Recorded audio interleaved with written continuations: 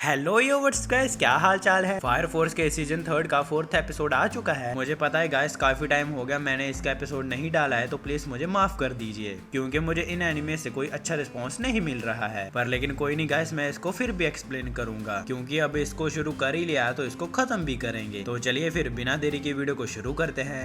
Episode की starting में हमको बताया जाता है कि हर बार की तरह वही इंट्रो, मरने के बहुत तरीके हैं पर लेकिन तुम जैसे नहीं मरना चाहते हो वो है एक फायर, क्योंकि वो मौत बहुत ही ज्यादा खतरनाक होती है। और तभी हमको कंपनी 8 और गोल्ड का सीन दिखाया जाता है। हम देखते हैं कि वो लोग फाइट कर रहे होते हैं और गोल्ड बोलते कि मैं तुम सबको हराने के लिए अकेली ही काफी हूँ। और हम देखते हैं कि उनको तो गोल्ड की पावर के बारे में समझ में नहीं आ रहा होता है। और तभी हम देखते हैं कि माकी को कुछ वेलकम देता है। और तभी हम देखते हैं कि गोल्ड तमाकी की शील्ड छीन लेती है उससे। और हम देखते हैं कि विक्टर तो ये चीज देखकर बहुत ही ज्यादा शॉक हो जाता है कि ये किस तरीके की एबिलिटी है इसकी। हम देखते हैं कि उनको तो उसकी पावर बिल्कुल भी समझ में नहीं आ रही होती है। और हम देखते हैं कि सभी विक्टर की तारीफ करने लग जाते हैं कि वो हमारी कंपनी 8 में बहुत ही इंपॉर्टेंट रोल निभा रहा है। और तभी हम देखते हैं कि विक्टर को एक आइडिया आता है। और तभी हमको माकी का सीन दिखाया जाता है। हम देखते हैं कि माकी गोल्ड के ऊपर अटैक कर देती है। और तभी हम देखते हैं कि टमाकी अपनी पावर का यूज करके उसको मार रही होती है। और तभी विक्टर वेलकन को बोलता है कि टमाकी को बोलो कि वो अपनी पावर का यूज करके उसके ऊपर अटैक करना बंद कर दे। और तभी शिनशूटो हम देखते हैं कि शिनरा अपने मन में सोचता है कि कैप्टन बर्न्स कभी भी कुछ नहीं बोलते हैं। और तभी हमको गोल्ड का सीन दिखाया जाता है। हम देखते हैं कि गोल्ड तो टमाकी के भी अटैक्स को डॉज कर रही होती है। और तभी विक्टर सबको बताता है कि उसकी पावर एक मैग्नेटिज्म है और वो हीट का यूज करके अपने गोल्ड से मैग्नेटिक फील्ड्स को प्रोड्यूस करती है। और वो एक 3rd जनरेशन की पायरोटिक है और वो एक असैसिन भी है, जिसकी वजह से उसकी एबिलिटी बहुत ही स्पेसिफाइड है, जिसकी वजह से वो हमारे ही वेपन्स का यूज करके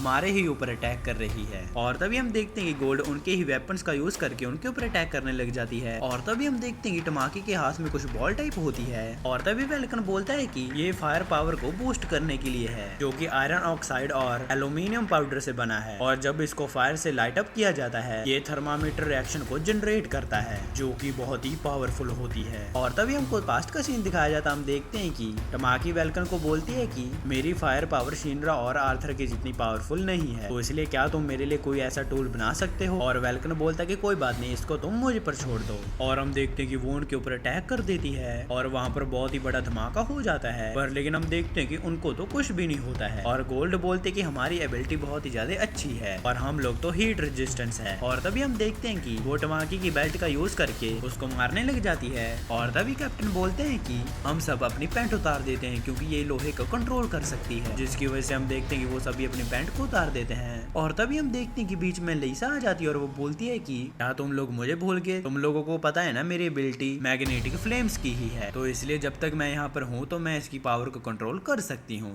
और तभी हम देखते हैं कि वेक्टर और वेलकन प्लान बना लेते हैं। और विक्टर बोलता है कि हम थोड़े से मेटल से इसके गोल्ड को कवर कर देंगे ताकि उसकी मैग्नेटिक एबिलिटी खराब हो जाए। और जब वो खराब हो जाएगी तो वाइस कैप्टन को इसको गोली से मारना होगा। और तभी वेलकन बोलता है कि पर लेकिन इसके लिए तो हमको बहुत सारे मेटल को पिघलाना होगा। और विक्टर बोलता है कि इसके लिए हम तमाकी की आग को यूज करेंगे। पर लेकिन तभी तमाकी बोलते हैं कि मेरी फायर इतनी ज्यादा पावरफुल नहीं है और आयरन को पिघलाने के लिए 2108 डिग्री टेम्परेचर चाहिए, पर लेकिन मेरी फायर पावर तो इतनी ज्यादा नहीं कर सकती है। और वेलकन बोलता है कि कोई बात नहीं, तुम अपनी पूंछ को हिलाती रहो। और हम देखते हैं कि वो अपनी पूंछ को हिलाने लग जाती है। और हम देखते हैं कि जैसे थोड़ी थोड़ी पिघलने लग जाते हैं आयरन, हम देखते हैं कि वेलकन उसके बीच में वो भी बॉल फेंक देता है। और हम देखते हैं कि वो बहुत सारे ऑक्सीजन कैन का भी यूज करते हैं। और हम देखते हैं कि लीसा ने उसका ध्यान भटकाया हुआ होता है। और हम देखते हैं कि वो मेटल पिघला लेती है। और तभी हम देखते हैं कि लीसा साइड में हो जाती है। और हम देखते हैं कि तमाकी उसके ऊपर अटैक कर देती है। और हम देखते हैं कि वो उसके ऊपर आयरन को गिरा देती है। और इतने में हम देखते हैं कि वाइस कैप्टन गोली मारकर गोल्ड को मार देते हैं। और तभी हम देखते हैं कि वहाँ पर 2 बंदे जो खड़े हुए होते हैं, स्टीम आगे आता है और वो बोलता है कि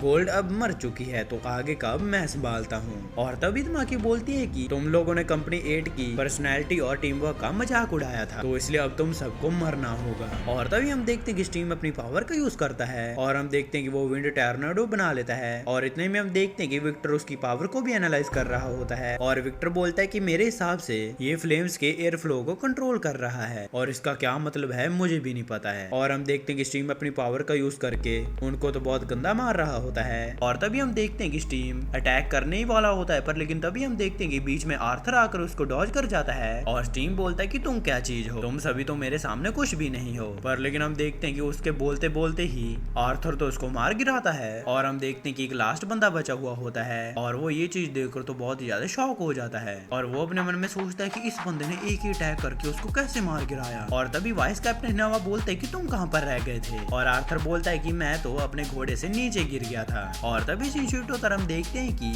आर्थर कैप्टन बर्न्स को बोलता है कि आप इतने ज्यादा शांत कैसे रहते हैं, आखिरकार आप व्हाइट क्लाइड के साथ क्यों जुड़े हैं, अगर आप चुप ना रहते तो मैं अपने भाई शो को बहुत टाइम से पहले ही ढूंढ लेता, इन सब के बीच में सिर्फ तुम्हारी ही गलती है। और तभी कैप्टन बर्न बोलते हैं कि मैं तो एक सिर्फ गॉड का सर्वेंट हूँ, मैंने तो अपनी सोल को गॉड को सर्व किया है। और तभी शिनरा बोलता है कि आप गॉड के सर्वेंट होने से पहले एक ब्रीस्ट और एक फायर सोल्जर हैं, आखिरकार आप अपनी ड्यूटी को ऐसे कैसे ठुकरा सकते हैं, आपको लोगों को बचाना है।